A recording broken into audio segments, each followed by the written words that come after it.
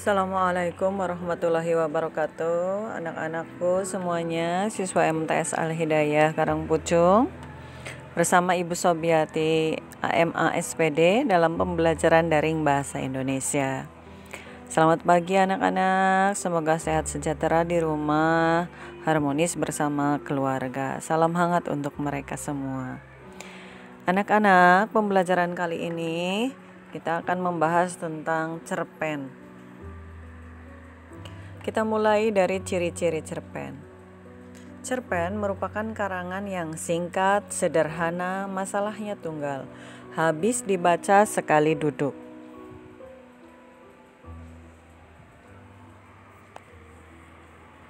Unsur-unsur cerpen yang pertama harus ada pelaku atau tokoh dengan penokohannya. Kemudian pelaku tersebut memiliki peristiwa atau kejadian. Ini nanti akan menjadi tema dan gagasan pokoknya. Kemudian harus ada latar tempat, latar waktu maupun latar suasananya harus dibangun sesuai dengan peristiwa yang ingin diceritakan. Dan yang berikutnya, unsur-unsur cerpen itu harus ada konflik. Konflik itu adalah masalah anak-anak. Jadi harus ada sebuah permasalahan yang ditampilkan dalam sebuah cerpen. Apakah itu masalah? Masalah adalah kesenjangan antara harapan dengan kenyataan. Konflik akan membuat sebuah cerpen menarik. Dan akan lebih menariknya lagi jika konflik itu diselesaikan dengan cara yang menarik, persuasif, edukatif. Berikutnya adalah teknik ketika kita menulis cerpen itu bisa berdasarkan pengalaman orang lain, bukan hanya pengalaman diri kita sendiri. Nah, bagaimanakah caranya? Yaitu kita bisa yang pertama memanfaatkan gambar yang kita lihat atau yang dipilihkan oleh gurumu untuk dikembangkan menjadi sebuah cerpen. Ananda harus mampu menangkap pencitraan emosional ide dari gambar tersebut sehingga mampu dituangkan dalam cerpen yang menarik. Berikutnya, pengembangan cerita tergantung kreativitas masing-masing. Jadi bisa gambar yang sama tetapi cerpennya nanti akan menjadi berbeda. Itu tergantung kepada bagaimana Ananda menangkap gambar tersebut dan menuangkannya dalam bentuk cerpen. Gambar yang Ibu pilih ini adalah gambar kelima. Ananda bisa pilih gambar ini, pencitraannya apa, masalahnya apa, konfliknya apa, setting dan plotnya seperti apa, terserah Ananda.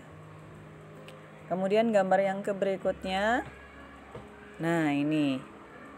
Dari gambar ini Ananda akan menuangkan sebuah judul apa, dikembangkan menjadi cerita seperti apa. Ibunda tidak bisa memberikan penjelasan karena seperti yang Ibunda katakan tadi, bahwa ketika satu gambar dilihat oleh orang yang berbeda, maka sudut pandangnya, penangkapannya, pencitraannya akan berbeda. Begitu juga bahasa yang digunakan oleh si penulisnya juga akan berbeda. Dan ini pilihan gambar yang berikutnya. Jadi ada 3 gambar. Ini gambar yang ketiga. Di sini tertulisnya gambar 2. Gambar ini nanti akan menjadi sebuah cerpen yang menarik. Mungkin pertama melihatnya akan seperti apa, tapi ingat baik-baik Ananda bahwa cerpen yang baik itu bukan hanya menarik, tapi juga harus persuasif dan edukatif.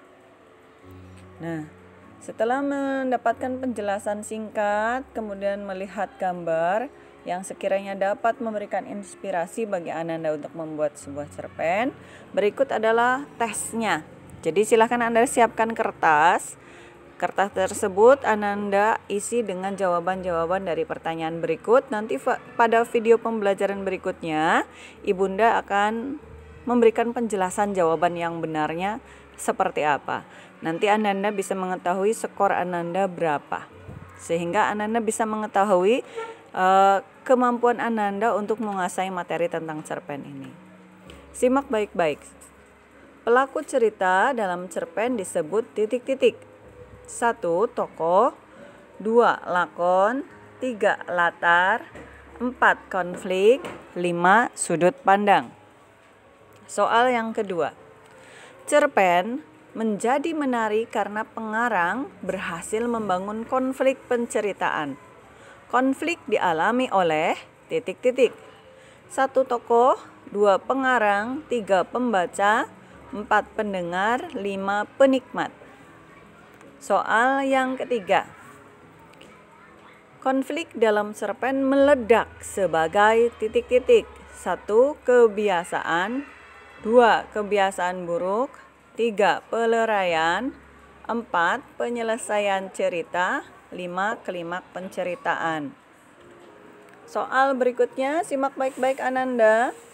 Di bawah ini bukan merupakan cara yang digunakan dalam melukiskan watak tokoh-tokoh dalam cerita. 1. Melalui dialog antar tokoh. 2. Penampilan tokoh. 3.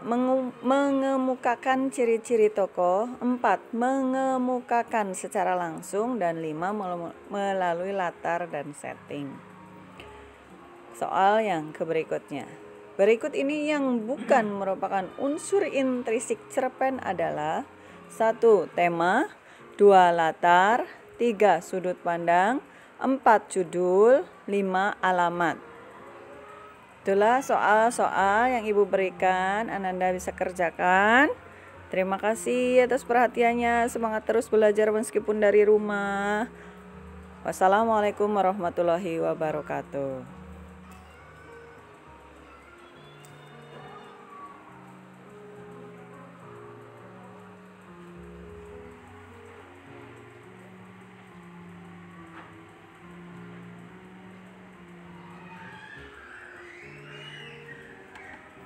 Kening durasi 00 baik ya, Bapak.